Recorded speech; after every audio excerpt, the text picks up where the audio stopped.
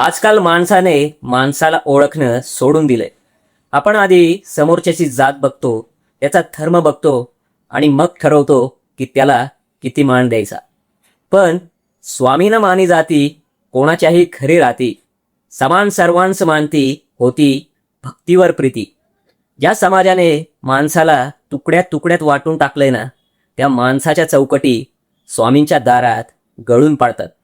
स्वामींना तुमच्या जातीशी, धर्माशी किंवा तुम्ही जन्माला कुठे आलात याच्याशी काहीही देणं घेणं नाही. माणसाने बनवलेले हे सगळे भेद स्वामींच्या नजरेत साफ फोल आहेत.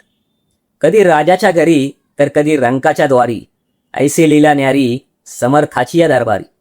तुम्ही सोन्याच्या महालात राहणारे राजे असा, नाहीतर रस्त्यावर राहणारे रंक.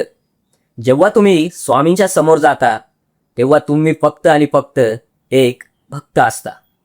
जगासाठी तुम्ही उच्च किंवा नीच असाल, पण माझ्या स्वामी माऊलींसाठी तुम्ही फक्त एक भक्त आहात. त्यांना भूक आहे ती फक्त तुमच्या अंतःकरणातल्या खऱ्या प्रेमाची.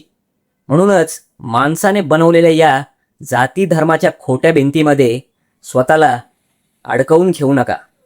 कारण माणूस जात बघतो, पण माझे स्वामी फक्त माणुसकी आणि भाव बघतात.